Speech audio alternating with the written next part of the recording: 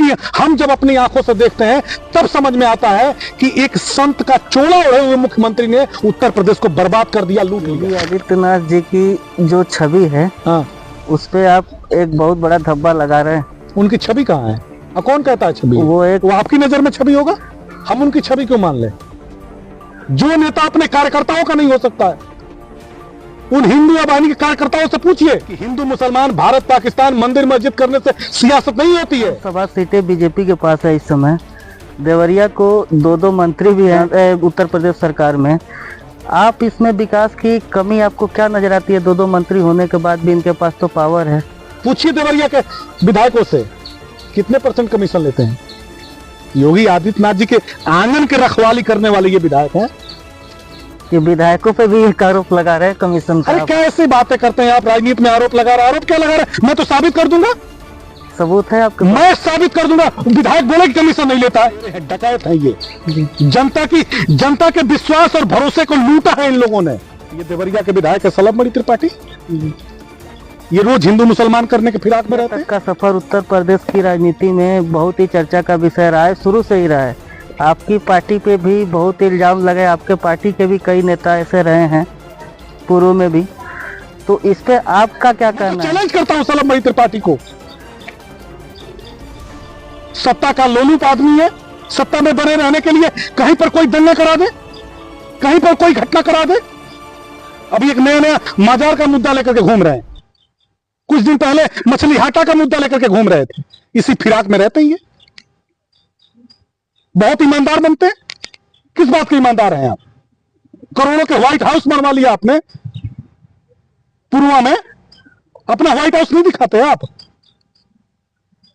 जिनकी हैसियत मोटरसाइकिल से नहीं चलने की थी भारतीय जनता पार्टी की सरकार में, आज करोड़ों की गाड़ियों से चल रहे हैं, फॉर्च्यूनर डिफेंडर से चलने लगे। कहां से आया पैसा? आज के 3 साल पहले आपके पास स्प्लेंडर नहीं थी। आज के 3 साल पहले खटारा चरपहिया से घूमते थे आप, और आज आपके पास काफिले में 4 फॉर्च्यूनर चल रहा है, इंडिवर चल रहा है, डिफेंडर चल रहा है। कहां से आया पैसा? और ये मनीष सिंह ने आरोप लगाया है। जब प्रधानमंत्री झूठ बोलता है तो भारतीय जनता पार्टी का कोई कार्यकर्ता कैसे नहीं झूठ बोलेगा? उनको ट्रेनिंग दी जाती है। विपक्षी पार्टी के नेता होकर सत्ता पक्ष के खिलाफ नाम रख के भी लोगों के, विधायकों के भी इतने मुखर होकर इतने साहसी तरीका से बोल रहे हैं, आपको डर नहीं लगता डिक्टेटरशिप से? अगर डिक्टेटरशिप है तो। और मनीष सिंह के ऊपर कभी कमीशन खोरी का आरोप नहीं लगेगा। मैं आपके सामने कह रहा हूं, इस वीडियो को रिकॉर्ड कर लीजिएगा। मनीष सिंह कभी राजनीति में दलाली नहीं करते और मनीष सिंह कभी राजनीति में कमीशन खोरी नहीं करते। ग्राम विकास राज्य मंत्री हैं, देवरिया की सलेमपुर की विधायक हैं विजया लक्ष्मी गौतम जी। उनसे तो गांव की उन्नति की उम्मीद थी। पूर्व में आपके पार्टी में भी रह चुकी हैं वो। 2027 का विधानसभा चुनाव में अब ज़्यादा समय नहीं बचा है, 2 साल से भी कम समय है। चुनावी तैयारियां शुरू हो चुकी हैं। पिछले 2 चुनावों में आपकी पार्टी में जो कमी रह गई, इस चुनाव में अखिलेश यादव जी बहुत कॉन्फिडेंस है, आपकी बातों से भी लग रहा है आप लोग बहुत कॉन्फिडेंट हैं। तो क्या तैयारियां है इस बार आपकी? क्या योजना है? जो पिछली कमी रह गई वो कुछ गिनाएंगे हमको? बाबू अभय सिंह किसके साथ है? बाबू धनंजय सिंह किसके साथ है? बाबू ब्रजेश सिंह किसके साथ है? ये उत्तर भारत के सबसे बड़े डकैत और माफिया योगी आदित्यनाथ जी के साथ हैं। यह तक का सफर उत्तर प्रदेश की राजनीति में बहुत ही चर्चा का विषय रहा है, शुरू से ही रहा है। आपकी पार्टी पे भी बहुत इल्जाम लगे, आपके पार्टी के भी कई नेता ऐसे रहे हैं पूर्व में भी, तो इस पे आपका क्या कहना है? बीजेपी भी आप पे इल्जाम लगाती है कि आप लोग माफियाओं को साथ देते हैं, माफियाओं को टिकट देते हैं, इस पे आप क्या कहेंगे? वाले योगी आदित्यनाथ जी जिस दिन आप टॉप 100 अपराधियों की सूची जारी करेंगे, आपका जो तामा झामा बनाया हुआ है वह कलई खुल के जनता के सामने आ जाएगी। इसलिए कि ये टॉप 100 अपराधियों की जो सूची हम लोगों की नजर में है, उसमें से 80% ऐसे माफिया हैं जो भारतीय जनता पार्टी के समर्थन में है, भारतीय जनता पार्टी के नेताओं के शागिर्द में और भारतीय जनता पार्टी के लिए काम करते हैं। तो यहाँ पे दोनों लोग उपस्थित हैं। अगर आप विधानसभा चुनाव यहाँ से लड़ते हैं, जीतते हैं, जनता जिताती है, तो आप जनता को क्या ऐसा वादा करेंगे इस चीनी मिल के बारे में?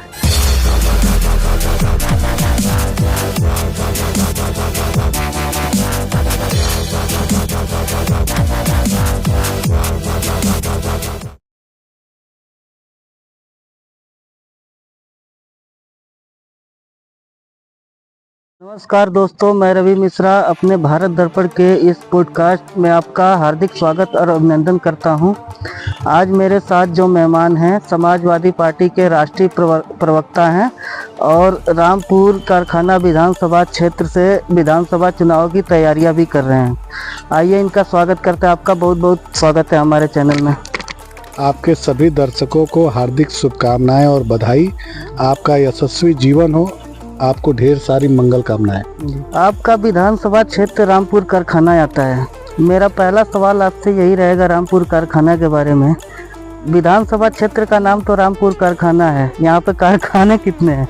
हम और आप जहाँ पर बैठ करके बात कर रहे हैं जी, ये नूरीगंज बाजार जी, भटनी टाउन एरिया के अंतर्गत आता है जी, और यहाँ पर हमारे आज़ादी के समय से एक बहुत पुराना चीनी मिल था। जी, हमारे और आपके पीछे इसका बैकग्राउंड में दिख रहा है। जी, ये जर्जर और बहुत ही दयनीय हालत में है। जी, भटनी के लोगों का स्वाभिमान था, भटनी के लोगों का सम्मान था, हमारी आबरू और इज्जत थी। भटनी का चीनी मिल हमारे लिए एक ऐसी जिम्मेदारी है कि इसकी रक्षा हम कैसे करें, इसको पुनः हम फिर कैसे वापस लेकर के आएं और भटनी में एक ऐसे आधुनिक चीनी मिल का निर्माण कराएं जो यहाँ के किसान भाइयों के लिए, खेती किसानी करने वाले लोगों के लिए, यहाँ के युवाओं को उनको रोजगार मिल सके, इसके लिए और हमारे स्वाभिमान की रक्षा हो सके, इसके लिए हम प्रयत्न कर रहे हैं, प्रयास कर रहे हैं। हमारे नेता श्रद्धेय श्री अखिलेश यादव जी जब उत्तर प्रदेश के मुख्यमंत्री बनेंगे तो हम लोग उनसे गुजारिश और विनती करके एक आधुनिक चीनी मिल हम भटनी में, जहां पर हम इस समय बैठ करके बात कर रहे हैं, इसी चीनी मिल ग्राउंड में एक आधुनिक चीनी मिल लेकर के आएंगे और यहाँ के लोगों की जन भावनाओं का ध्यान रखते हुए यहाँ के लोगों के स्वाभिमान की रक्षा करेंगे। सर, बात की जाए जो इस लोकेशन की, बहुत नेता लोग हैं, हमने कई लोगों का भी किया है, कोई अपने आवाज़ पे या कई हर जगह बुला के हम लोगों को पॉडकास्ट देते हैं या इंटरव्यू, लेकिन ये बात आपकी हमको बहुत अच्छी लगी एक पत्रकार होने के नाते भी, और हमारे दर्शकों को भी काफ़ी अच्छी लगी कि आपने लोकेशन ऐसे चुना कि जो क्षेत्र का लोकेशन है, जो मिल बंद हो गई है, विकास के लिए आपने ये जगह चुनी, इससे काफ़ी प्रभाव पड़ता है। आप जमीनी नेता हैं, ये बात साबित होती है इससे।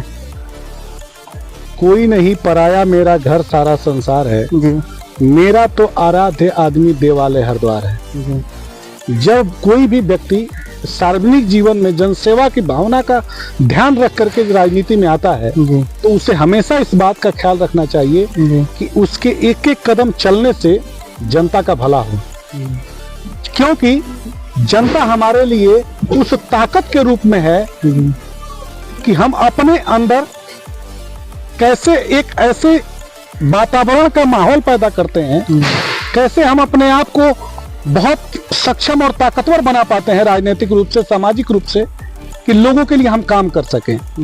जब हम आपसे बात करने के लिए इस चीनी मिल ग्राउंड को मन मस्तिष्क में मैंने जब बैठाया तो मेरी सोच सिर्फ इतनी थी कि हम जब जन भावनाओं को लेकर के आपसे बात करेंगे, जन आकांक्षाओं को लेकर के जब हम बात करेंगे, जन उम्मीदों को लेकर के जब हम बात करेंगे, तो वह माहौल ऐसा होना चाहिए कि लोगों को लगे कि उनकी जो धरोहर है, उनकी जो संपत्ति है, उनके बीच में खड़े होकर के ये लोग बात कर रहे हैं। आने वाला जो समय होगा उस समय में हम इस चीनी मिल को पुनः वापस लेकर के जब आएंगे तो लोगों को लगेगा कि ये एक एक कड़ी जो मेहनत के तौर पर की गई है, चाहे बात करने के लिए, चाहे इसके लिए आंदोलन करने के लिए, चाहे इसके लिए बैठक करने के लिए, हम जब जब इन चीज़ों को लेकर के सोचते हैं, समझते हैं, तो हमें इस बात का ध्यान रहता है कि जनता का भला कैसे हो। बात की जाए सर इस जिले की, यहाँ पर रामपुर कारखाने की चीनी मिल की बात हुई, बात की जाए जिले की, देवरिया को चीनी का कटोरा कहा जाता था, लेकिन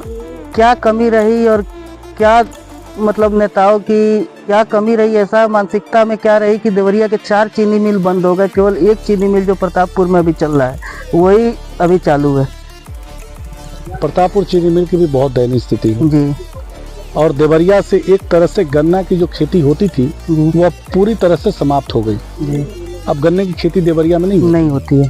जबकि कुशीनगर में गन्ने की अच्छी और बड़े पैमाने पर खेती होती है। आज से 20 साल पहले देवरिया में बहुत खेती हुआ करती थी गन्ने की, लेकिन अब देखने को भी नहीं मिली। देखिए, इसके लिए मैं नेताओं की उदासीनता मानता हूँ जी।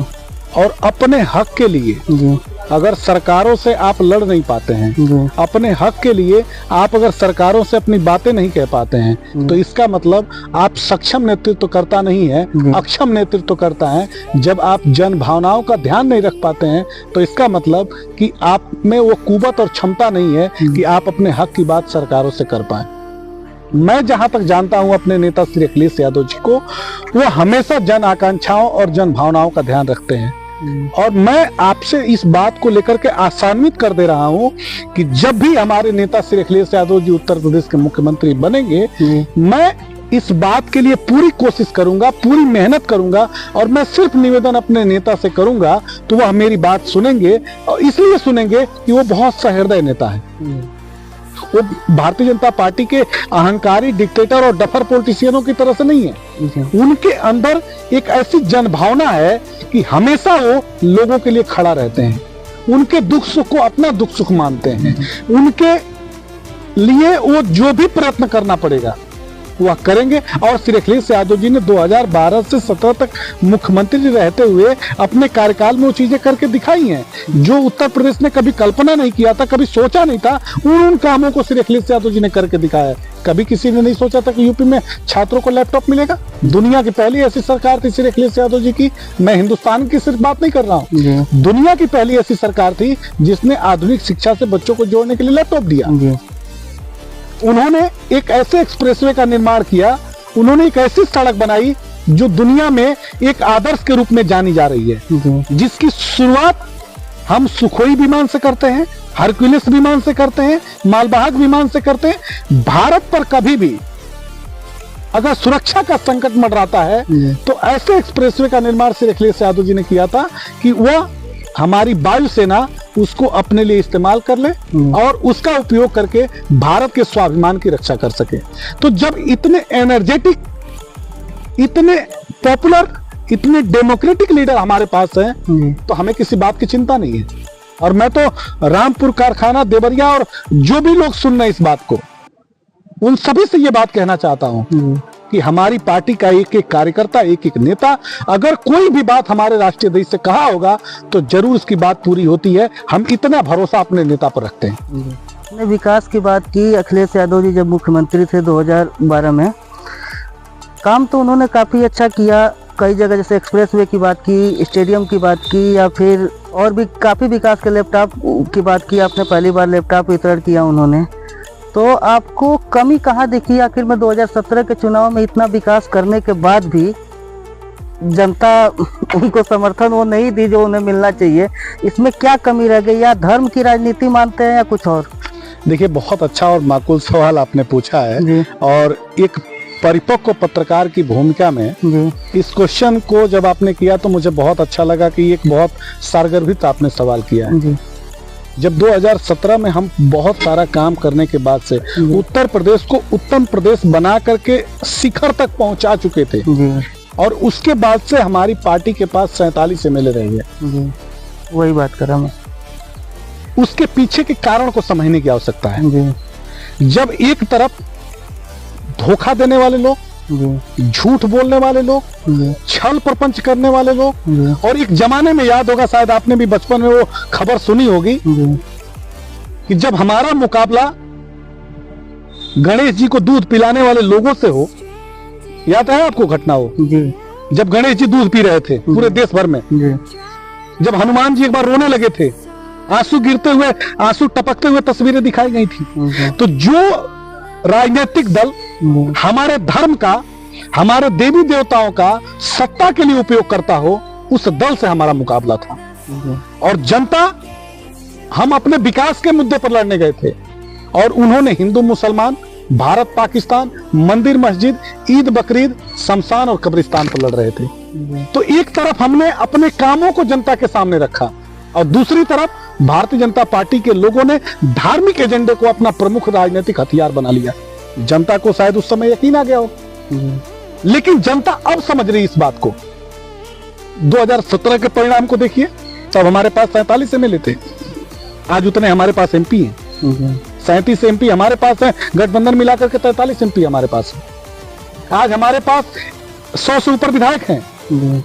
आज हमारी पार्टी देश की तीसरे नंबर की सबसे बड़ी पार्टी है पार्लियामेंट में। तो हम 17 से लेकर के 27 आने जा रहा है।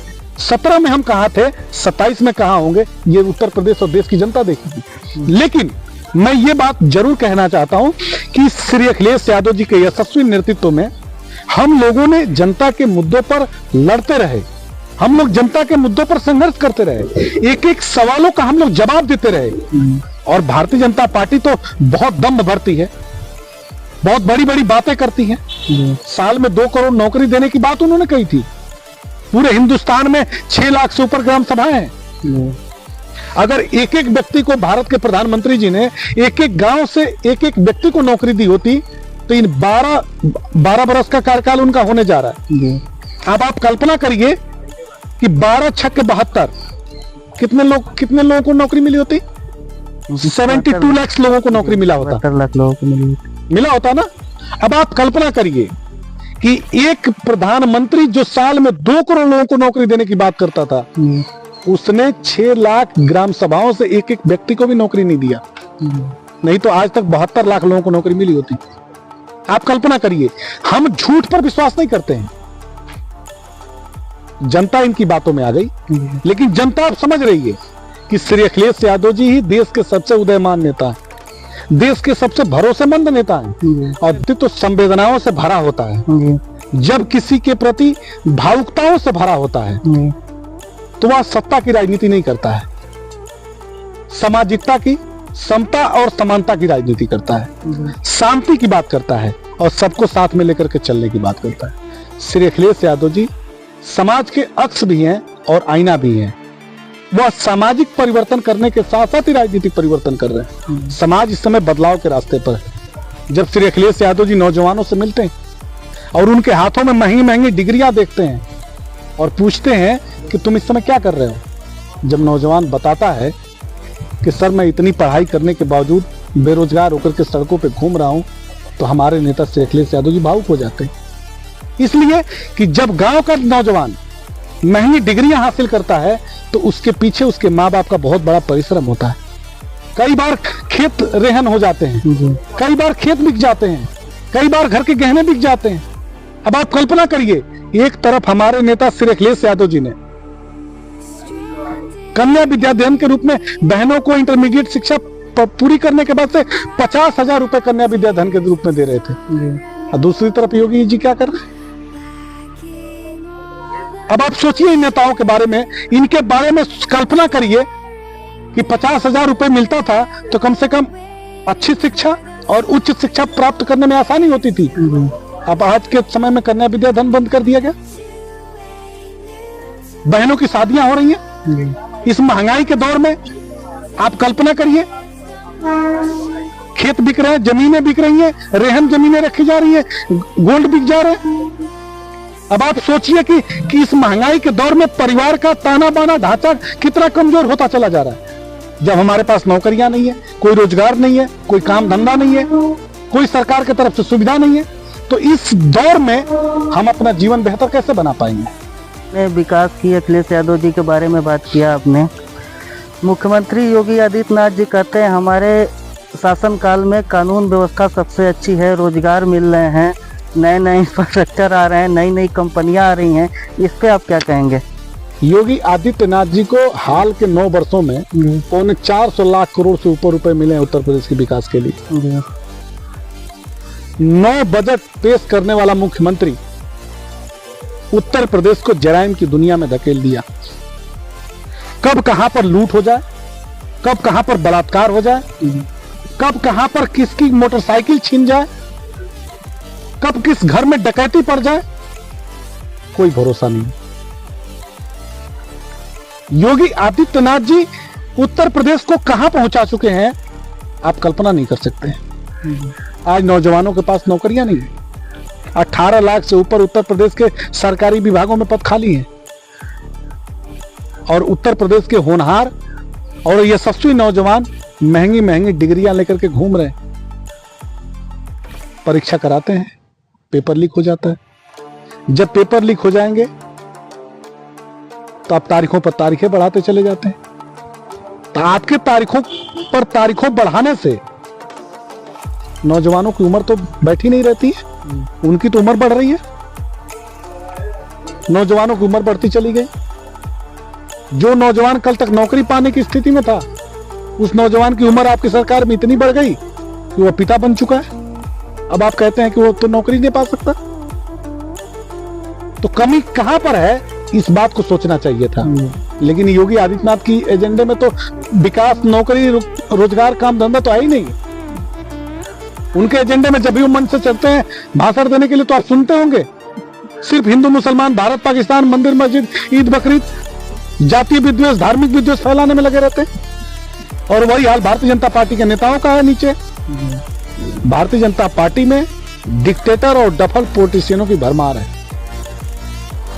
इनके पास कोई काम धंधा नहीं है, कोई विजन नहीं है, कोई रोजी रोजगार नहीं है, और ये समाज को बांट करके सिर्फ सत्ता में बने रहना चाहते हैं। इनके पास कोई ऐसा ढांचा नहीं है जो जनता के सामने रख करके उनके जीवन को बेहतर बना सकें। ये सिर्फ और सिर्फ गांव से लेकर के शहर तक, कस्बों से लेकर के मेट्रो सिटी तक, सिर्फ और सिर्फ जातीय संघर्ष कराना, धार्मिक संघर्ष कराना, एक दूसरे को एक दूसरे से लड़ाना ही इनकी परिपाटी बन गई के रह गई है और इनका सिद्धांत बन के रह गया। का सबसे बड़ा लोकतंत्र भारत माना जाता है। भारत देश में और खास करके यूपी, बिहार जैसे राज्यों में धर्म और जाति के बिना तो चुनाव लड़ा ही नहीं जाता है। आपने 2 चुनाव लड़ा, 2 विधानसभा का, 2 लोकसभा का, लेकिन जो उसके बाद 2024 वाला लोकसभा चुनाव हुआ, इसमें लगभग आपको सबसे बड़ी जीत मिली एक तरफ से, क्योंकि एक ही प्रदेश से चुनाव लड़के और भारत की तीसरी बड़ी पार्टी बन गए आप लोकसभा में। तो इसमें आप किसका योगदान मानते हैं, ये जाति धर्म की लड़ाई या कुछ और? इस पर थोड़ा स्पष्ट करिए। देखिए, धर्म और जाति जी हमारे जीवन का जीने का आधार बनाती है। जी धर्म हमारे सभ्यता और हमारी संस्कृति है, जी और जाति हमारी पहचान है। जाति का उपयोग राजनीतिक सत्ता के लिए नहीं होना चाहिए, और धर्म का उपयोग, देवताओं का उपयोग सत्ता के लिए नहीं होना चाहिए। भारतीय जनता पार्टी ने जातियों में विखंडन पैदा किया, धर्मों को धर्मों से लड़ाया। कई बार जनता इनके बातों में आ जाती है, लेकिन उसका परिणाम देश को चुकाना पड़ा है, देश को इसका नुकसान उठाना पड़ा है। श्री अखिलेश यादव जी तो समाजवादी वटवृक्ष को बनाया है, उन्होंने पीडीए की पहचान बनाई है। श्री अखिलेश यादव जी ने शोषित, वंचित, उपेक्षित, पीड़ित जो लोग हैं, दबे कुचले, जो समाज के सबसे निम्न तबके के लोग हैं, उनकी आवाज उठाते हैं। एक ऐसा हिम्मत वाला नेता, एक ऐसा ताकतवर, एक ऐसा सक्षमवान नेता जो उनकी बात करता है जिनकी बात कोई नहीं करता है। पीडीए के वट वृक्ष के छाए में समाज का हर कमजोर व्यक्ति अपने आप को सुरक्षित महसूस कर रहा है, जो श्री अखिलेश यादव जी अपना नेतृत्व मानते हैं। श्री अखिलेश यादव जी में और जनता के बीच में जो संबंध है, वो राजनीतिक संबंध नहीं है। श्री अखिलेश यादव जी और जनता के बीच का जो संबंध है, वो एक परिवार के सदस्य के रूप में और परिवार के अभिभावक के रूप में है। जनता बहुत भरोसे के साथ श्री अखिलेश यादव जी के पीडीए को स्वीकार करके, उनके बनाए हुए राजनीतिक विचार को स्वीकार करके भारतीय जनता पार्टी से मुकाबला कर रही है। पिछड़े तबके के लोगों का जिस तरह से आरक्षण खत्म किया गया, आरक्षण मांगने पर लाठियां बरसाई गई, अल्पसंख्यकों के साथ जो सामाजिक भेदभाव किए गए, सामाजिक रूप से उनको जो अपमान किया गया, दलितों के बस्तियों में आग तक लगाई गई, क्या उत्तर प्रदेश की जनमानस ने इसको देखा नहीं? क्या उत्तर प्रदेश की जनता ने इसको देखा नहीं? उत्तर प्रदेश की जनता इनके स्वभाव को जानती है। उत्तर प्रदेश की जनता भारतीय जनता पार्टी के नेताओं के नब्ज को पहचान चुकी है। इसीलिए उत्तर प्रदेश की जनता अब बदलाव के रास्ते पर है, परिवर्तन के रास्ते पर है। श्री अखिलेश यादव जी को अपना मुख्यमंत्री बनाने जा रही है। श्री अखिलेश यादव जी देश के नेता हैं। श्री अखिलेश यादव जी जब लखनऊ से जनपदों की यात्राओं पर निकलते हैं और लाखों लाखों कार्यकर्ताओं का जो हुजूम उनके पीछे रहता है, यही तो घबराहट है भारतीय जनता पार्टी की। 9 वर्षों से उत्तर प्रदेश में हम विपक्ष में हैं। हमारे 28,000 से ऊपर कार्यकर्ताओं के ऊपर गैंगस्टर लगे, गुंडा एक्ट लगे, तमाम आपराधिक मुकदमे दर्ज हुए, लेकिन उसके बावजूद हमारी पार्टी बूथ से लेकर के लखनऊ की सड़कों तक लड़ती हुई, संघर्ष करती हुई दिखती है। इसलिए कि हम लोग पीठ दिखाने वाले नहीं हैं। भारतीय जनता पार्टी के नेताओं से, भारतीय जनता पार्टी के प्रशासन में बैठे हुए लोगों से, सत्ता में बैठे हुए जो बड़े बड़े हुक्मरान अपने आप को तानाशाह समझते हैं, उनकी आंखों में आंखें डाल के हम बात करते हैं। योगी आदित्यनाथ जी अपनी पहचान एक संत की बताते हैं, लेकिन उनका जो मुख्य कार्यालय है लोक भवन, वो अभी हमारे नेता श्री अखिलेश यादव जी का बनाया हुआ है। लोक भवन अब लूट भवन बन चुका है। प्रमुख सचिव से लेकर के प्यून तक दोनों हाथों से पैसा बटोर रहे हैं। जनता की गाड़ी कमाई लूटी जा रही है।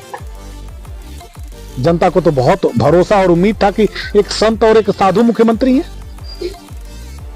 लेकिन साधु और संत मुख्यमंत्री ने तो सुहा कर दिया उत्तर प्रदेश का। योगी आदित्यनाथ जी की जो छवि है, हाँ, उस पे आप एक बहुत बड़ा धब्बा लगा रहे हैं। उनकी छवि कहाँ है? कौन कहता है छवि? वो आपकी नजर में छवि होगा, हम उनकी छवि क्यों मान ले? 450 लाख करोड़ रुपए मिले उत्तर प्रदेश को। कहां गया उत्तर प्रदेश का 450 लाख करोड़ रुपए? किस बात की छवि है और कैसी छवि है? वो छवि सिर्फ एक ढोंग और पाखंड है। वो आप अपनी आंखों से देख रहे हैं। हम जब अपनी आंखों से देखते हैं तब समझ में आता है कि एक संत का चोला ओढ़े हुए मुख्यमंत्री ने उत्तर प्रदेश को बर्बाद कर दिया, लूट लिया। आज देवरिया का मेडिकल कॉलेज चले जाइए, योगी आदित्यनाथ जी कहते हैं देवरिया को कि ये मेरा आंगन है। चले जाइए उस मेडिकल कॉलेज में जिस जिला अस्पताल को अपग्रेड करके प्राइवेट हाथों में दे दिया गया मेडिकल कॉलेज को, आज स्ट्रेचर नहीं मिलता वहां पे, दवाइयां नहीं मिलती हैं, 2-2 दिन लोग खड़े रहते हैं, जांच नहीं हो पाता ब्लड का। योगी आदित्यनाथ जी का तो आंगन है। हमारा जिला अस्पताल कहां गया? और उसके बाद कहते हैं कि उनके व्यक्तित्व पर धब्बा लग रहा है। क्या बात का व्यक्तित्व है? कैसा व्यक्तित्व है योगी आदित्यनाथ का? यही व्यक्तित्व है कि उत्तर प्रदेश के नौजवानों को बेरोजगार करके सड़कों पर घुमा दिया उन्होंने। जो नेता अपने कार्यकर्ताओं का नहीं हो सकता है, उन हिंदू आबादी के कार्यकर्ताओं से पूछिए। 25,000 से ऊपर कार्यकर्ता बर्बाद होकर के सड़कों पर घूम रहे हैं, अपने मुख्यमंत्री बन गए, अपना मुकदमा वापस ले लिया योगी आदित्यनाथ ने। लेकिन उन 25,000 से ऊपर कार्यकर्ताओं के बारे में पूछिए जिनके ऊपर गैंगस्टर और गुंडा एक्ट लगे, वो सड़कों पर घूम रहे हैं। वकील को फीस देने के लिए उनके पास पैसा नहीं है, उनके पासपोर्ट नहीं बनते, उनकी नौकरियां नहीं मिल रही है, उनको काम धंधा नहीं मिल रहा है। आप तो जाकर के वो लखनऊ में कुर्सी पर बैठ गए, सिंहासन पर बैठ गया। जो नेता अपने कार्यकर्ताओं को धोखा दे, जो नेता अपने कार्यकर्ताओं को सड़क पर छोड़ दे, वह वफादार कैसे हो सकता है? और जो वफादार नहीं हो सकता है उसका कोई व्यक्तित्व तो नहीं होता। आप उनकी छवि लेकर के घूमते रहिए, हम उनकी छवि बेहतर जानते हैं। यही घाटी में थवई कांड हुआ था, हमारी ही सरकार थी और थवई में जाना चाहते थे और हम ही लोगों ने नहीं जाने दिया। इसलिए कि हिंदू मुसलमान, भारत पाकिस्तान, मंदिर मस्जिद करने से सियासत नहीं होती है। सड़कों पर जब नौजवानों के बारे में आप नहीं सोचेंगे, गरीब किसान, खेत खलिहान में काम करने वाले मजदूरों के बारे में नहीं सोचेंगे, तो हुक्मरान बन के घूमते रहिए। हमारे जैसे लोग पूछेंगे नहीं आपको। सत्ता में आप गलती से आ गए हैं।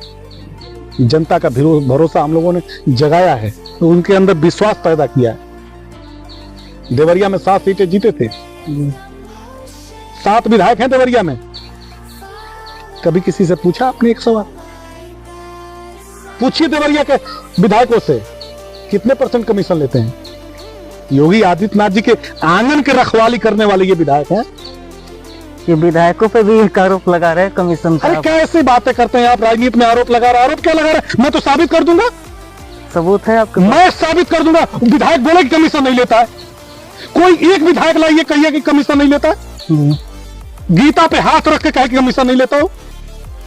ये तो धर्म को मानते हैं ना, धर्म की राजनीति करते हैं ना। मैं कहता हूं कि एक विधायक को उठा करके लाइए, गीता पे हाथ रख के कहे कमीशन नहीं लेता हो। मैं चैलेंज करता हूं आपको। ये लुटेरे हैं, डकैत हैं ये। जनता के विश्वास और भरोसे को लूटा है इन लोगों ने। इन डकैतों से जनता उब चुकी है। ये पैसे के भूखे लोग। ये देवरिया के विधायक है सलभ मणि त्रिपाठी। ये रोज हिंदू मुसलमान करने के फिराक में रहते हैं। यादव को पंडित से लड़ाएंगे, पंडित को यादव से लड़ाएंगे, कुर्मी को कुहार से लड़ाएंगे, ठाकुर को ब्राह्मण से लड़ाएंगे, ब्राह्मण को किसी और जाति से लड़ाएंगे। ये रहने वाला भी यहां का नहीं है। देवरिया की संस्कृति और सभ्यता क्या थी, देवरिया की पहचान और देवरिया की इज्जत क्या थी, उस आदमी को क्या पता। मैं तो चैलेंज करता हूं सलभ मणि त्रिपाठी को। सत्ता का लोलुप आदमी है। सत्ता में बने रहने के लिए कहीं पर कोई दंगा करा दे, कहीं पर कोई घटना करा दे। अभी एक नया माजार का मुद्दा लेकर के घूम रहे हैं। कुछ दिन पहले मछली हाटा का मुद्दा लेकर के घूम रहे थे। इसी फिराक में रहते ही है। बहुत ईमानदार बनते हैं। किस बात के ईमानदार हैं आप? करोड़ों के व्हाइट हाउस बनवा लिया आपने पुलवामा में। अपना व्हाइट हाउस नहीं दिखाते आप। कहां से पैसा आया? जिनकी हैसियत मोटरसाइकिल से नहीं चलने की थी भारतीय जनता पार्टी की सरकार में, आज करोड़ों करोड़ों की गाड़ियों से चल रहे हैं, फॉर्च्यूनर डिफेंडर से चलने लगे। कहां से आया पैसा? आज के 3 साल पहले आपके पास स्प्लेंडर नहीं थी। आज के 3 साल पहले खटारा चरपहिया से घूमते थे आप, और आज आपके पास काफिले में 4-4 फॉर्च्यूनर चल रहा है, इंडिवर चल रहा है, डिफेंडर चल रहा है। कहां से आया पैसा? पूछिए नहीं से सवाल। इन भारतीय जनता पार्टी के नेताओं से पूछिए आप सवाल। आप जब भी ये मिलेंगे भारतीय जनता पार्टी के नेता, तो इनसे क्वेश्चन करिएगा। और ये मनीष सिंह ने आरोप लगाया है। मैं ईमानदारी की सियासत जानता हूं, ईमानदारी की सियासत क्या होती है। और ये 9 वर्षों से इनके खिलाफ हम लोग भारतीय जनता पार्टी वालों से लड़ रहे हैं। ये ईश्वर की बहुत बड़ी कृपा है, असीम कृपा है कि हम लोगों को इतनी शक्ति और सामर्थ्य देते हैं कि जनता के हितों में, जनता के हक और हकूक के लिए हम लड़ते रहते हैं। हमारे नेता श्री अखिलेश यादव जी ने सिखाया है कि जनता की बात करो, जनता के लिए काम करो, जनता के लिए संघर्ष करो। यही हमारा सिद्धांत है। भारत के प्रधानमंत्री देवरिया में प्रचार करने के लिए आते हैं, चीनी मिल का मुद्दा उठाते हैं। यही चीनी मिल है ना आपकी आंखों के सामने। जब प्रधानमंत्री झूठ बोलता है तो भारतीय जनता पार्टी का कोई कार्यकर्ता कैसे नहीं झूठ बोलेगा? उनको ट्रेनिंग दी जाती है झूठ बोलने की। भारत के गृह मंत्री आए तो चीनी मिल चला करके गए, भारत के प्रधानमंत्री आए चीनी मिल चला करके गए, भारत के सड़क परिवहन मंत्री आए नितिन गडकरी जी, वो चला करके गए चीनी मिल। उत्तर प्रदेश के मुख्यमंत्री तो जिनका आंगन है वो रोज चीनी मिल चलाने आ जाते हैं। जब एक मुख्यमंत्री अपनी जुबान से मंच से भाषण दे दे और जो वादा कर दे, अगर वादा नहीं पूरा होता है तो इसका मतलब कि उस मुख्यमंत्री की बात उसकी सरकार में नहीं सुनी जाती है और उसके सरकार के लोग उस मुख्यमंत्री को नहीं मानते। रात दिन सिर्फ मंचों से चढ़ करके प्रवचन करेंगे आप, सिर्फ अनर्गल प्रलाप करते रहेंगे। क्या मतलब है इस बात का? सड़क पर दिखाई तो कुछ दे नहीं रहा काम धंधा।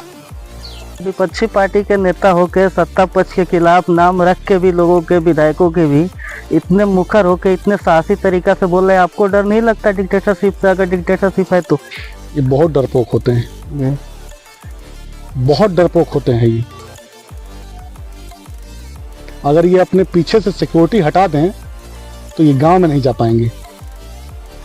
जनता इनसे सवाल पूछेगी और हम तो जनता की आवाज बोल रहे हैं। ये मेरी आवाज थोड़ी नहीं, लाखों करोड़ों उपेक्षित, वंचित, शोषित, पीड़ित जो लोग हैं उनकी आवाज है मेरी जुबान में। और मैं तो श्री अखिलेश यादव जी का कार्यकर्ता हूं, और जो भी श्री अखिलेश यादव जी का कार्यकर्ता होगा वो अब भारतीय जनता पार्टी से नहीं डरेगा। इसलिए कि हमारे नेता श्री अखिलेश यादव जी ने सिखाया है कि जनता की बात करो, जनता के लिए संघर्ष करो, जनता के लिए लड़ो। और इनसे क्यों डरना? साल भर की बात, पता चल जाएगा कि किसके अंदर कितनी कुवत और क्षमता है, किसके अंदर कितनी ताकत है। ये प्रशासन को आगे करके डराते हैं। और मनीष सिंह को किस बात का डर है? ना मैं कोई कारोबारी हूं, ना मैं कोई नौकरी चाकरी है मेरे पास। न कोई मैं बहुत बड़ा लैंडलॉर्ड हूं, मेरे पास खेती बाड़ी बहुत बड़ी है, घर भी नहीं है, जाके देख लीजिए मेरे पास। हिंदुस्तान के किसी कोने में मेरे नाम से एक धूर नहीं जमीन है, मेरे परिवार के किसी सदस्य के नाम से जमीन नहीं है। तो जिसके पास रहने के लिए घर ना हो, जिसके पास जमीन जायदाद ना हो और कोई गलत काम ना हो, डरेगा कौन इनसे? और ये जिस दिन देवरिया के सातों विधायकों को मैं कह रहा हूं, एक अंतरिक्ष वाले सांसद भी हैं, बरगद के नीचे पूरी उनके कार्यक्रम चलते हैं, बैठते हैं वहां देवरिया में, उनको भी कह रहा हूं मैं डरता किसी से नहीं। मैं सिर्फ इस धरती पर दो लोगों से डरता हूं और दो ही लोगों का सम्मान करता हूं, एक ईश्वर का और एक अपने नेता श्री अखिलेश यादव जी का। आदर सबका करता हूं, लेकिन मेरे सिद्धांत और मेरे विचार पर कभी भी मुझे कोई झुका नहीं सकता है, कोई मुझे बार्गेन नहीं कर सकता है। हम अपने नेता की हिम्मत और हौसले के साथ सियासत करते हैं और मैं अपने नेता को ही अपना सब कुछ मानता हूं, बाकी ईश्वर है, मैं ईश्वर के ऊपर छोड़ दिया हूं। लेकिन जिस तकलीफ इस बात की होती है कि जिस सपने के साथ हमारे पुरखे और पूर्वजों ने देवरिया को बनाया था, देवरिया को सजाया और संवारा था, ये हमारा देवरिया हमारी आंखों के सामने भारतीय जनता पार्टी वालों ने खंडहर में तब्दील कर दिया। आज हमारे पास क्या है? पूरे देवरिया के पास राजस्व कैसे पैदा होगा? हमारे आर्थिक रिसोर्सेज क्या है, इकोनॉमिकल रिसोर्सेज क्या है हमारे पास? कहां से हम पैसा पैदा करेंगे? हर जिले के पास तो कुछ ना कुछ कारोबार है। ये योगी आदित्यनाथ जी कहते हैं 1 डिस्ट्रिक्ट 1 प्रोडक्ट। क्या है आपके देवरिया का? आप तो पत्रकार है, मुझे बताइए ना कि आपके देवरिया का कौन सा ऐसा प्रोडक्ट है? आपको नहीं पता होगा। ये 1 डिस्ट्रिक्ट 1 प्रोडक्ट पर तमाम तमाशा करते हैं, लेकिन हमारे देवरिया के पास क्या है? हमें इस बात का दुख है कि 40 लाख से ऊपर आबादी हमारे देवरिया के पास है। 40 लाख से ऊपर लोग जिस देवरिया में हैं और हमारे पास इकोनॉमिकल रिसोर्सेज नहीं है। जिस विधानसभा में आप इस समय पॉडकास्ट कर रहे हैं, जब जिस विधानसभा में बात कर रहे हैं, 47 किलोमीटर छोटी गंडक हमारी विधानसभा को क्रॉस करती है। उनके तलहटी पर जो गांव बसे हैं, जो दोनों तरफ किनारे गांव हैं, उन गांव की स्थिति देखते हैं आप? उन गांव की कितनी दयनीय हालत है। गांव रात दिन कटान होता चला जा रहा है, गांव की जमीनें खत्म होती चली गई, अब तो गांव सब पानी में समाते चले जा रहे हैं। उनके लिए क्या किया 10 वर्षों में आपने? उनके लिए हम कर क्या रहे हैं? उन गांव के लिए क्या सोच रहे हैं? वो गांव हमारी आंखों के सामने अपने अस्तित्व को खोती चली जा रही है। अगर इन नेताओं के अंदर विजन होता तो 47 किलोमीटर जो हमारे छोटी गंडक, जो हमारे दोनों छोर पर बसे हुए गांव को बचाने की अगर कोशिश की गई होती तो हमारे पास गांव भी बचते और उस पानी से हम पैसा कमा करके गांव को समृद्ध भी बना लेते। हमारे पास विजन है, समय आने दीजिए, हम दिखाएंगे विजन। उन्हीं पानी से पैसा कमा करके अपने गांव को खूबसूरत बनाएंगे। और मनीष सिंह के ऊपर कभी कमीशन खोरी का आरोप नहीं लगेगा। मैं आपके सामने कह रहा हूं, इस वीडियो को रिकॉर्ड कर लीजिएगा। मनीष सिंह कभी राजनीति में दलाली नहीं करते और मनीष सिंह कभी राजनीति में कमीशन खोरी नहीं करते। ईमानदारी से सियासत करते हैं, इसीलिए भारतीय जनता पार्टी वालों से लड़ते हैं। इनकी जन विरोधी नीतियों ने देश को बर्बाद कर दिया, देश को गर्त में डाल दिया। और इनमें होड़ है, इन सातों में ना होड़ है कि कौन कितना पैसा कमाएगा। इनमें यह प्रतिस्पर्धा नहीं है कि डेवलपमेंट कौन कितना ज्यादा करेगा। इनमें इस बात का होड़ है। ये देवरिया के एक पीडब्ल्यूडी का गेस्ट हाउस है, उसी में बैठ जाते हैं मीटिंग करने के लिए। वहीं पर पीडब्ल्यूडी के कामों की कमीशन तय होते हैं। कौन 10% ले रहा है? तो एक विधायक जी कहते हैं, अरे तुम 10 ही ले रहे हो, हमको तो 12 दे रहा था फला। तो तीसरा कहता है, अरे तुम्हें 12 दे रहा था, अरे वही तो मुझे 14% दे रहा था। अब आप सोचिए कि ये विधायक गेस्ट हाउस में बैठ करके अपने कमीशन का बंदरबाट करते हैं, कौन कितना कमीशन पाए इस पे डिस्कशन करते हैं, और जनता को उनके हाल पे छोड़ दिया। अब आप सोचिए कि नेता देवरिया को उन्नति के शिखर पर लेकर के जाने के बारे में डिस्कशन नहीं करते हैं, कौन कितना कमीशन पा रहा है इस पे डिस्कशन करते हैं। मुझे तो हंसी आती है इनके राजनीति करने के तौर तरीके पे, क्षोभ सा महसूस होता है।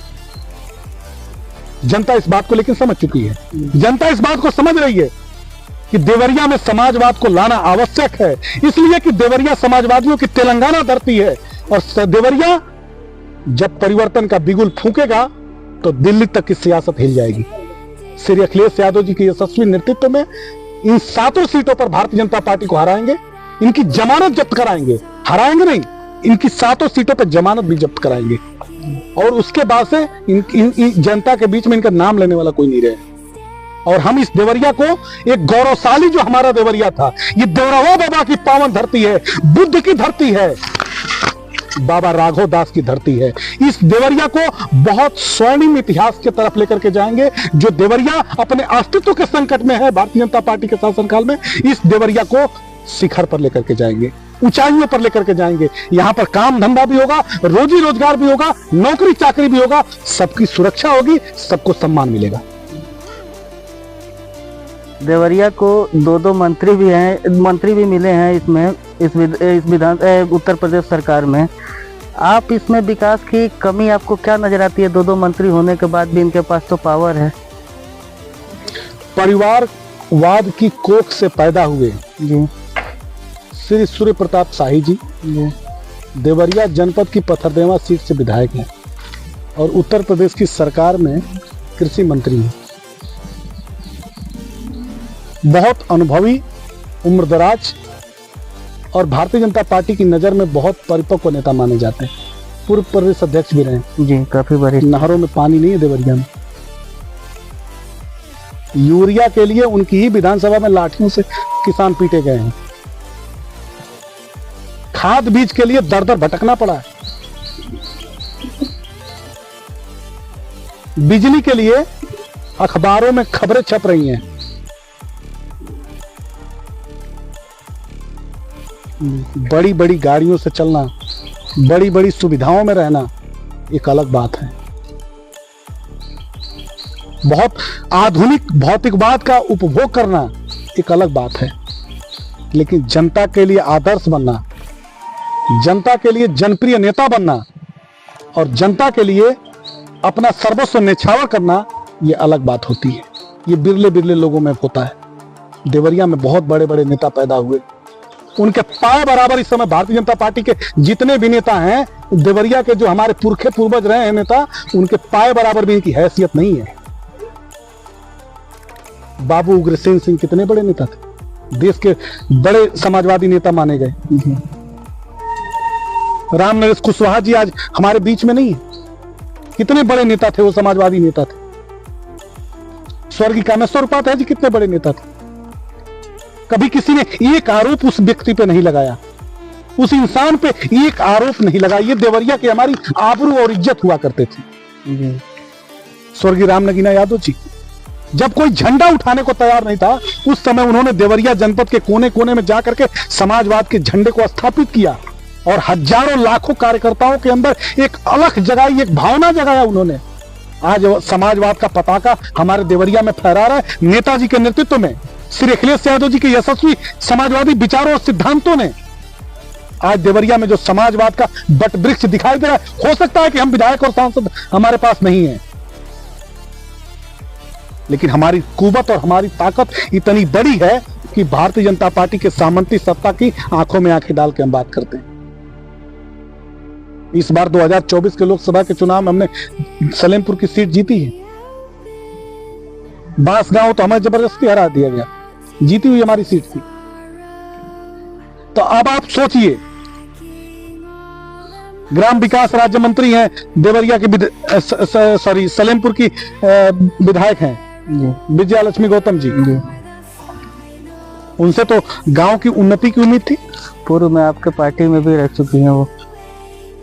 अब वो महिला है, क्या टीका टिप्पणी करना उनके बारे में जी। लेकिन अगर विचारों से हर रोज कोई समझौता करता है तो वह पद पे भले आ जाए, लेकिन नेता के रूप में स्वीकार नहीं होता। 1200 से ऊपर ग्राम सभाएं हैं देवरिया में, ग्राम विकास राज्य मंत्री हैं। पूछिएगा कभी गांव का जाकर के दौरा किया उन्होंने? गांव की स्थिति के बारे में मूल्यांकन किया है कि गांव की स्थिति क्या है, गांव के हालात क्या है? और उनके जो कैबिनेट मिनिस्टर हैं, जो उत्तर प्रदेश की सरकार के उप मुख्यमंत्री हैं श्री केशव प्रसाद मौर्य जी, वो तो बहुत बड़े तीरंदाज हैं। सुबह सदरी चढ़ा लेते हैं, कुर्ता पैजामा पहन लेते हैं ब्रिजेश पाठक की तरह से वो भी तैयार होकर के सज धज करके अपने ऑफिस में बैठ जाते हैं, मीडिया वाले लोग जाते हैं वो बाइट दे देते हैं। इतना ही काम है इनके पास, रात दिन सिर्फ इतना ही काम, अनर्गल बयानबाजी करने के अलावा इनके पास कोई काम नहीं है। इसलिए कि एक मुख्यमंत्री और उप मुख्यमंत्री के बीच का जो द्वंद्व है, उस द्वंद्व में उत्तर प्रदेश पिस गया। कौन सुपर है, सुपर बनने के चक्कर में इनके आंतरिक अंतरकलह ने आज उत्तर प्रदेश को इस हालत में पहुंचा दिया। आज उत्तर प्रदेश के पास 57,000 से ऊपर ग्राम सभाएं हैं। गांव की हालत क्या है? ब्रिजेश पाठक से पूछिए ना, अस्पतालों की हालत क्या है, किस तरह से जनता को लूटा जा रहा है, मरीजों को किस तरह से उनके दयनीय हालत पे छोड़ दिया गया है। इसी बात को तो देख करके क्षोभ होता है। और ये कहते हैं कि हम सरकार में, सरकार में आप दुर्भाग्य से आ जाओ। जनता इस बात को समझ चुकी है। 25 करोड़ आबादी अब पीडीए के परचम फहराने के लिए तैयार है, बदलाव के लिए तैयार है। और जब हम बदलाव करेंगे, परिवर्तन करेंगे, तो उत्तर प्रदेश को एक ऐसा उत्तर प्रदेश बनाएंगे जो देश का नेतृत्व करेगा। यहाँ के नौजवानों के अंदर जो ऊर्जा है, जो शक्ति है, जो काम करने की ताकत है, उसको हिंदुस्तान नहीं दुनिया ने देखा है। श्री अखिलेश यादव जी के पास नौजवानों की वो फौज है जो हाई स्कूल इंटरमीडिएट से लेकर के देश के यूनिवर्सिटियों में वो नौजवान समाजवादी सिद्धांतों और विचारों को लेकर के लैस हैं, तैयार हैं और परिवर्तन के लिए बिगुल फूंकने वाले हैं। 2027 का विधानसभा चुनाव में अब ज़्यादा समय नहीं बचा है, 2 साल से भी कम समय है। चुनावी तैयारियां शुरू हो चुकी हैं। पिछले 2 चुनावों में आपकी पार्टी में जो कमी रह गई, इस चुनाव में अखिलेश यादव जी भी बहुत कॉन्फिडेंस है। आपकी बातों से भी लग रहा है आप लोग बहुत कॉन्फिडेंट हैं। तो क्या तैयारियां है इस बार आपकी, क्या योजना है? जो पिछली कमी रह गई वो कुछ गिनाएंगे हमको? भारतीय जनता पार्टी को बूथ पर हराने की तैयारी है जी। जब हम बूथ पर हरा देंगे तो विधानसभा में ये हार जाएंगे। मुद्दा क्या रहेगा आप लोगों का मेनली? सबसे बड़ा मुद्दा हमारे पास आज के समय में कानून व्यवस्था जी, बेरोजगारी जी, आरक्षण, सामाजिक अपमान जी, सामाजिक न्याय। भारतीय जनता पार्टी के शासनकाल में जिस तरह से जी, लोगों के साथ भेदभाव किया गया है, लोगों के साथ दुर्व्यवहार किया गया है, उनको फिर हम एक ऐसा विश्वास जगाएंगे। फिर उसके बाद से श्री अखिलेश यादव जी के जो 2012 से लेकर के 17 तक के कार्यकाल का जो उपलब्धि है, वो जनता के सामने, उनकी आंखों के पटल के सामने रखें। इसलिए कि अब जनता चाहती है कि श्री अखिलेश यादव जी उत्तर प्रदेश को संभालें, इसको संवारें। और नौजवानों को लगता है अब हमें रोजी रोजगार के लिए श्री अखिलेश यादव जी को वोट देना चाहिए। बेरोजगारी मेन मुद्दा रहेगी आपकी। हमारे लिए सबसे बड़ा समता का भाव पैदा करेंगे जनता के बीच में, जी, समानता का भाव पैदा करेंगे और शांति का भाव पैदा करेंगे। अराजकता हमें बर्दाश्त नहीं है। हम उत्तर प्रदेश को जो योगी आदित्यनाथ ने अराजकता के जाल में धकेल दिया है, जराइम की दुनिया में तब्दील कर दिया है, अपने शागिर्दों को, जो योगी आदित्यनाथ जी के शागिर्दों की अगर पृष्ठभूमि आप देखेंगे, बाबू अभय सिंह किसके साथ है, बाबू धनंजय सिंह किसके साथ है, बाबू ब्रजेश सिंह किसके साथ है। ये उत्तर भारत के सबसे बड़े डकैत और माफिया योगी आदित्यनाथ जी के साथ हैं। और ये कहते हैं कि हम संत हैं, शांति लाएंगे। ये शांति लाने की बात करते हैं जिनके साथ चलने वाले उत्तर प्रदेश के सबसे बड़े माफिया हैं। इन अराजकता के दौर से उत्तर प्रदेश को हमें बाहर निकालना है। माफियाओं के चंगुल से उत्तर प्रदेश को बाहर निकालना है। माफियाओं से उत्तर प्रदेश को बचाना है। और यहाँ के नौजवानों के हाथ में सरकारी नौकरी का एक ऐसा दस्तावेज देना है कि वो अपने 60 वर्ष की उम्र तक अपने आप को सुरक्षित महसूस कर सकें, अपने परिवार को सुरक्षित रह सकें। 18 लाख से ऊपर सरकारी विभागों में जो हमारे योग्य युवा हैं, भर्ती हम पूरी करेंगे जी। उन 18 लाख नौजवानों को सरकारी नौकरी देंगे। पद सृजन करना पड़ेगा, पद विभागों में सृजित करेंगे।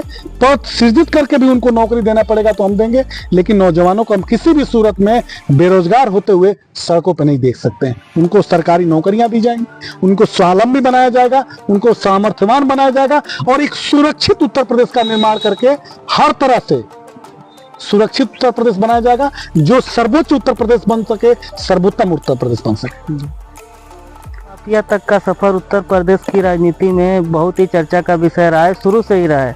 आपकी पार्टी पे भी बहुत इल्जाम लगे, आपके पार्टी के भी कई नेता ऐसे रहे हैं पूर्व में भी, तो इस पे आपका क्या कहना है? बीजेपी भी आप पे इल्जाम लगाती है कि आप लोग माफियाओं को साथ देते हैं, माफियाओं को टिकट देते हैं, इस पे आप क्या कहेंगे? बीजेपी के लोग तो कोई भी इल्जाम लगा देंगे, लेकिन उसको साबित कहाँ कर पाते। राजनीतिक रूप से साबित करना और कानूनी रूप से साबित करना, दोनों में फर्क होता है। राजनीतिक रूप से साबित करके आप सत्ता तो हासिल कर सकते हैं, लेकिन कानूनी रूप से साबित करके आप सजा नहीं दे सकते हैं। इसलिए कि श्री अखिलेश यादव जी का कोई कार्यकर्ता जो श्री अखिलेश यादव जी के समाजवाद से जुड़ा है, नेताजी के धरती पुत्र व्यक्तित्व से जुड़ा है, वो अपराध में नहीं जा सकता है। अतीक अहमद और मुख्तार अंसारी के बारे में क्या कहेंगे आप? योगी आदित्यनाथ की सरकार में तो देख लिया ना आपने, जी कानून का राज था, जी जेल में हत्या हुई, जी देखा ना आपने। ये तो कानून का राज है उत्तर प्रदेश में। पुलिस के संरक्षण में, प्रशासन के संरक्षण में हत्याएं हुई, देखा ना आपने अपनी आंखों से। यही तो कानून का राज है। अगर मैं गुनाहगार हूं तो मुझे न्यायालय सजा देगा, कोई आएगा और हमें गोली मार के चला जाएगा, कोई कहीं पर भी किसी की हत्या कर देगा। यही बात योगी आदित्यनाथ जी ने सदन में कही थी, कहा था कि माफियाओं को मिट्टी में मिला देंगे, याद है आपको? जी। हमारे नेता श्री अखिलेश यादव जी ने नेता प्रतिपक्ष रहते हुए योगी आदित्यनाथ से सवाल किया कि योगी जी, हम भी चाहते हैं कि उत्तर प्रदेश में कानून का राज हो, हम भी चाहते हैं कि जनता का कानून पर भरोसा हो, आप उत्तर प्रदेश में टॉप 100 अपराधियों की सूची जारी कर दीजिए। 100 अपराधी कौन हैं जो कुख्यात माफिया हैं, कुख्यात डकैत हैं, उन 100 माफियाओं डकैतों का नाम जारी कर दीजिए। सूची आपने देखी आज तक? देखिए, कहां देखी? अखिलेश यादव जी ने एक सूची पेश किया था, सरकार से हमने मांगा था। जी। हमारी सूची देखेंगे, आपकी पार्टी ने हमारी सूची पेश किया था। देखेंगे जी। तो भारतीय जनता पार्टी में ऊपर से लेकर के नीचे तक वही दिखाई देंगे। जी। हमने जब सूची मांगी ना, बाबा नहीं दे पाए। वो तो कहते हैं कि हम शांति की स्थापना कर रहे हैं उत्तर प्रदेश में, तो हमारे नेता श्री अखिलेश यादव जी ने नेता प्रतिपक्ष रहते हुए आपसे मांग दिया कि 100 अपराधियों की सूची दीजिए हमको, जो उत्तर प्रदेश के कुख्यात टॉप 100 अपराधी हैं। आपने आज तक नहीं दिया, क्यों? अरे टॉप 100 अपराधियों की सूची आप नहीं जारी कर पा रहे हैं, किसी दबाव में है, तो टॉप 10 अपराधियों की सूची जारी कर देते, 10 ही अपराधियों की सूची जारी कर देते आपने क्यों नहीं किया? आज तक 1 डिस्ट्रिक्ट 1 प्रोडक्ट का ढिढोरा पीटने वाले योगी आदित्यनाथ जी, जिस दिन आप टॉप 100 अपराधियों की सूची जारी करेंगे, आपका जो तामा झामा बनाया हुआ है वह कलई खुल के जनता के सामने आ जाएगी। इसलिए कि ये टॉप 100 अपराधियों की जो सूची हम लोगों की नजर में है, उसमें से 80% ऐसे माफिया हैं जो भारतीय जनता पार्टी के समर्थन में है, भारतीय जनता पार्टी के नेताओं के शागिर्द में और भारतीय जनता पार्टी के लिए काम करते हैं। इसीलिए तो बाबा नहीं जारी करते।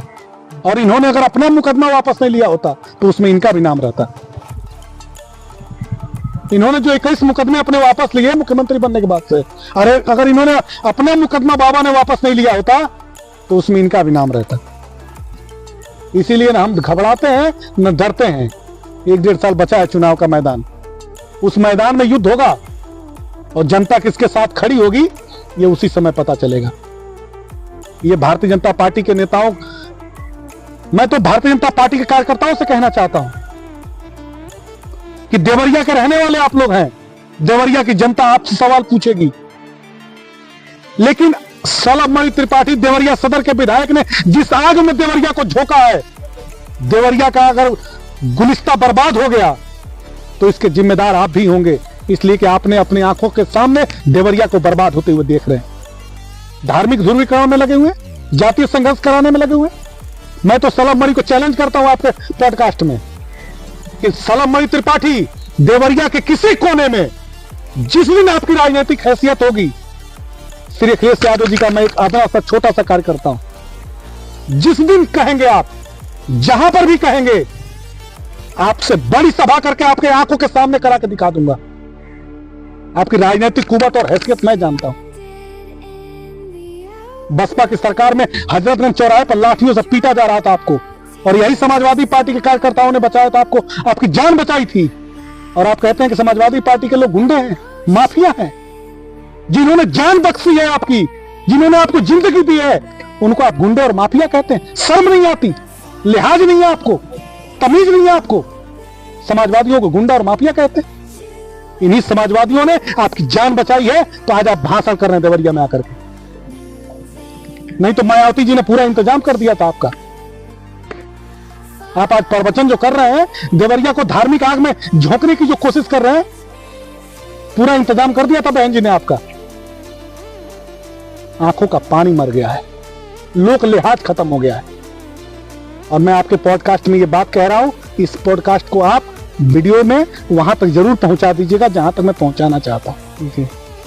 उनसे कहिएगा कि देवरिया के जिस कोने में तारीख तय कर लेंगे, समय तय कर लेंगे, और अपना पूरा सरकारी प्रशासन का जो तामाझामा है वो भी लगा लेंगे, और आमने सामने सभा करके मेरे एक एक सवालों का जवाब दे देंगे। जनता किसके पाले में कितनी खड़ी होगी, ये उसी दिन देवरिया की जनता देख लेगी।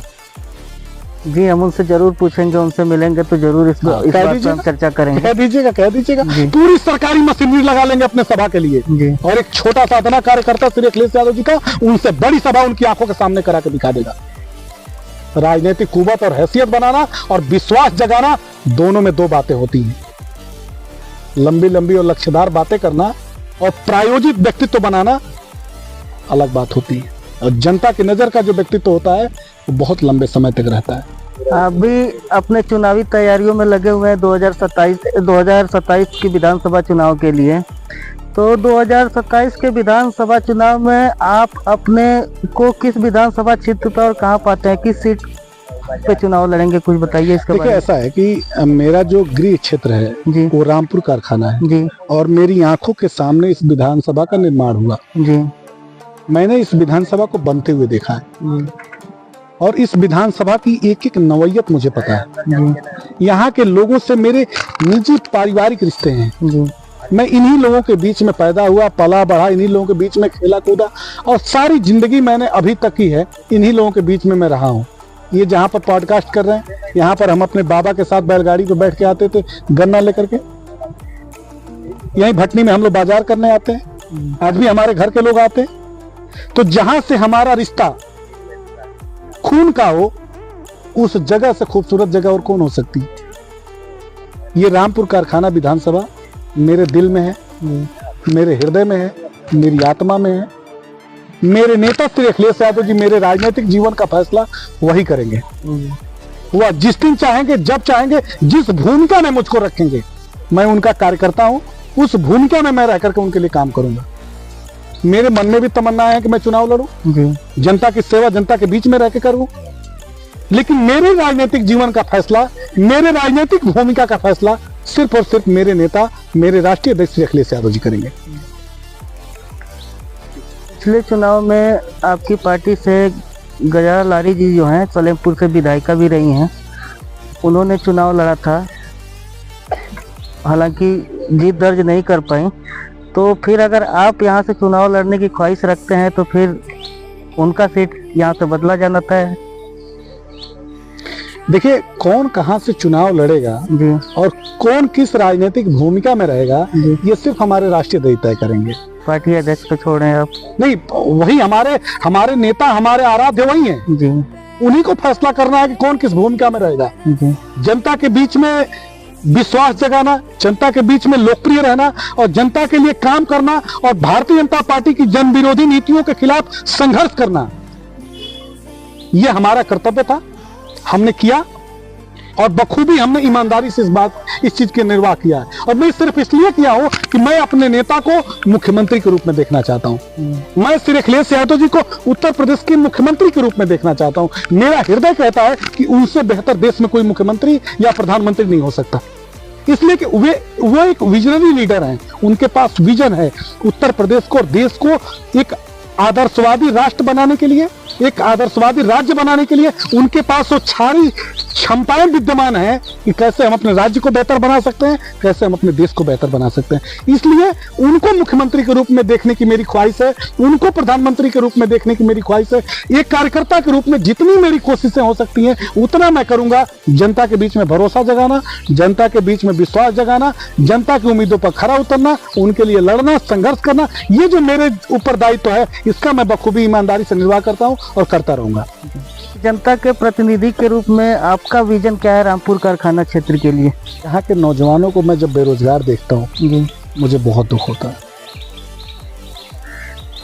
हम लोग गांव के रहने वाले हैं जी, और गांव में माँ बाप कितनी पीड़ा में रह करके बच्चों को पढ़ाते हैं। हम लोग सरकारी स्कूलों की पढ़ाई करते हैं, सरकार की दया पर बच्चे पढ़ते हैं। योगी आदित्यनाथ ने तो सरकारी स्कूल ही बंद कर दिया 5000। वो तो जनता के भारी दबाव में उनको फैसले बदलने पड़े। हमारे पास खेती है, खेती से जो पैसा हमारे पुरखे पूर्वज कमाते हैं, हमारे अभिभावक कमाते हैं, अपने बच्चों को पढ़ाते लिखाते हैं। अगर अच्छी शिक्षा हासिल कर रहा है बच्चा तो खेतों को बंधक रखना पड़ता है, बेचना पड़ता है। ये सब जो दुख होता है ना देख करके, इन दुखों को मैं अपना दुख मानता हूं। और मैं उत्तर प्रदेश की सरकार जब बनेगी श्री अखिलेश यादव जी की, तो मैं चाहता हूं कि मेरे रामपुर कारखाना विधानसभा के जो नौजवान हैं वह भी सरकारी नौकरियां करते हुए दिखाई दें। इसीलिए मैं नौजवानों को हमेशा कहता हूं कि आप श्री अखिलेश यादव जी को मुख्यमंत्री बनाइए। जब उनको मुख्यमंत्री आप बनाएंगे तो आपको सरकारी नौकरी मिलेगी, आपको सुरक्षा मिलेगा, आपको काम धंधा मिलेगा, आपको रोजगार मिलेगा और आप एक प्रोग्रेसिव पॉजिटिव स्टेट के एक यूथ माने जाएंगे।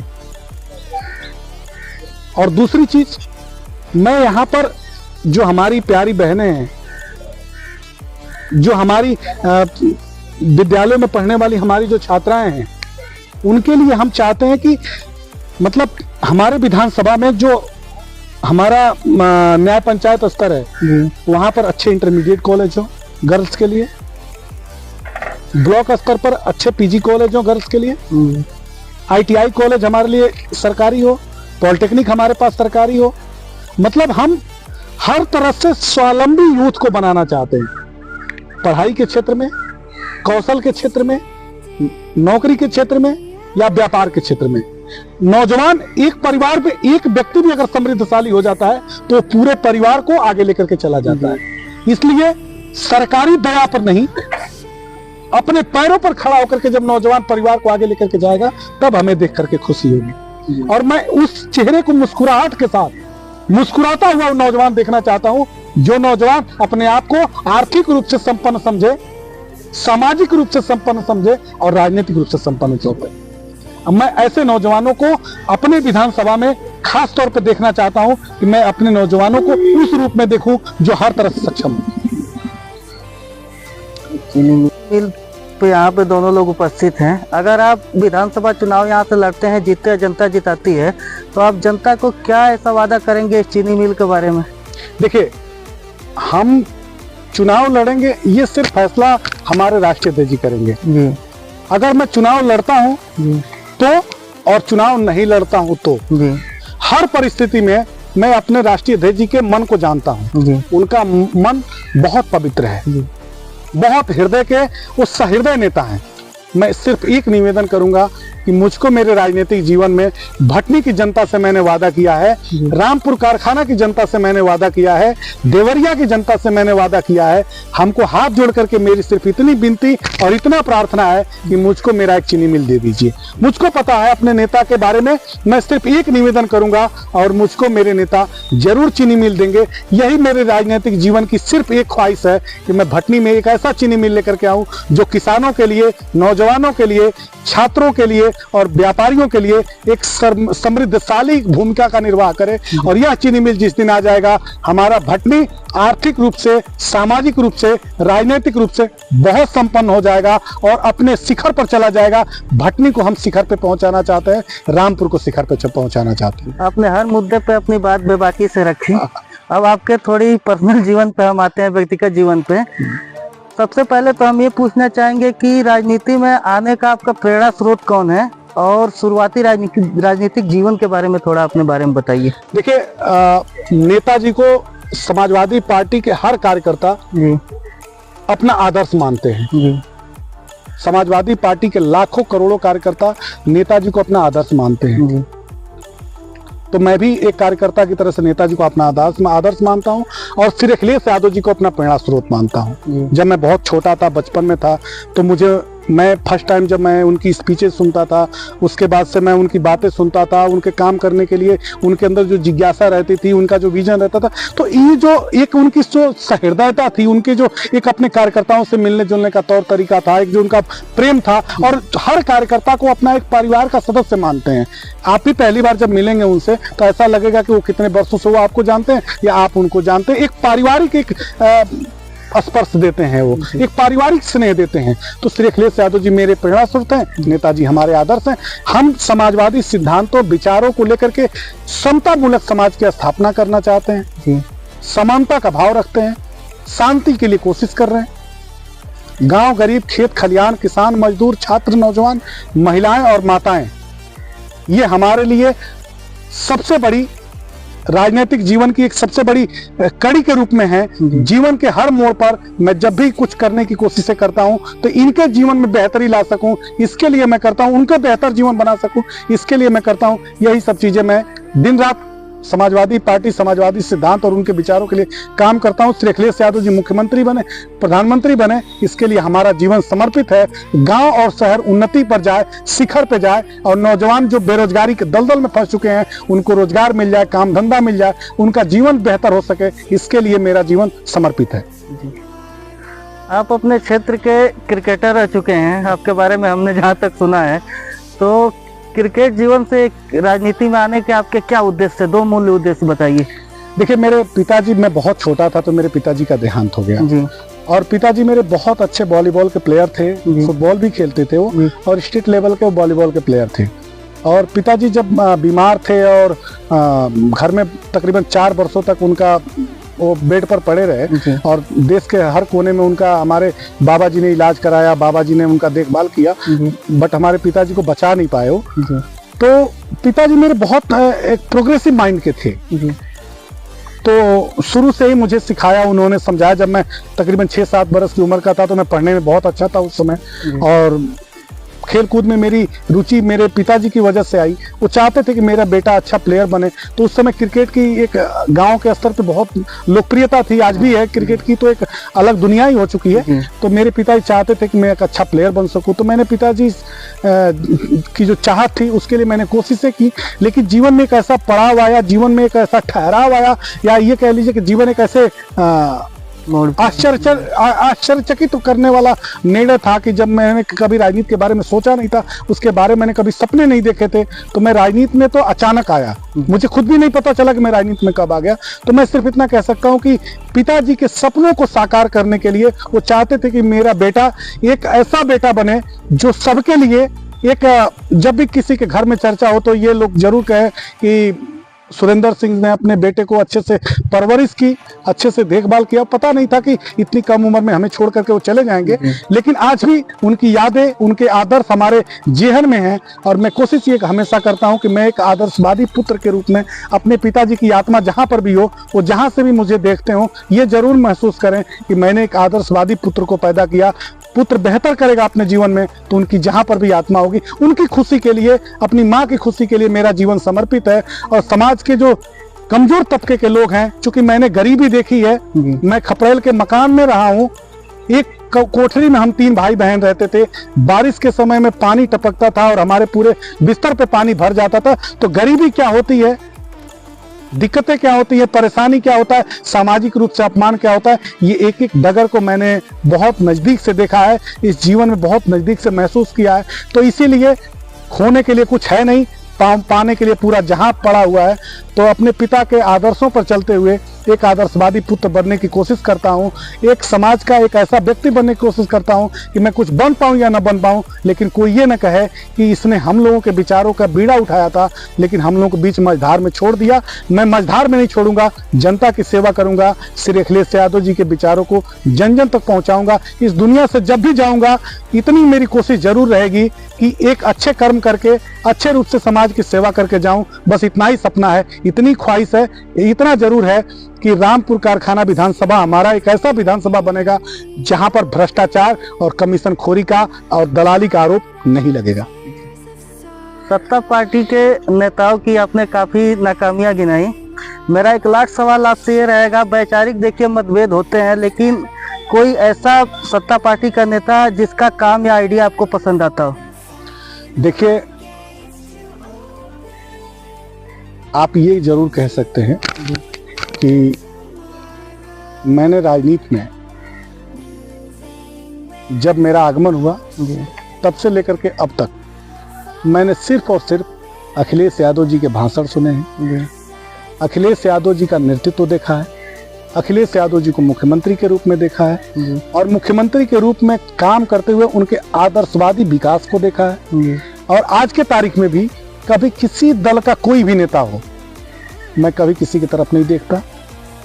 सुबह से लेकर के शाम तक अगर जनता के बीच में हूँ तो जनता के लिए काम करता हूँ, और अगर मैं पार्टी का जो संगठन का दायित्व है, अगर मुझे वहाँ पर काम करना है तो मैं अपने नेता श्री अखिलेश यादव जी का भाषण सुनता हूँ, उनके ट्वीट्स पढ़ता हूँ, उनके फेसबुक पोस्ट को पढ़ता हूँ और अपनी पार्टी के जो आइडियोलॉजिकल बुक्स हैं उन्हें रीड करता हूँ, उन्हें पढ़ करके और अपने जो वैचारिक एक शक्ति है उसे बढ़ाने की कोशिश करता हूँ।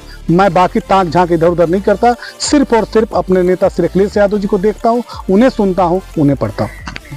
आपने अपने व्यस्तम समय में से, चुनावी कार्यक्रमों में से हमें इतना समय दिया, हमारे चैनल को इतना समय दिया, इसके लिए आपका बहुत बहुत धन्यवाद। आपने बहुत बेबाकी से हर एक सवाल को पूछा और आपने ईमानदार पत्रकार की भूमिका का निर्वाह किया, इसके लिए दिल से आपको भी शुभकामना, आपको भी बधाई। अंकित जी को जो इस समय वीडियोग्राफी कर रहे हैं पूरे पॉडकास्ट का, जिन्होंने वीडियो रिकॉर्ड किया, इनको भी बहुत दिल से आभार, शुभकामना।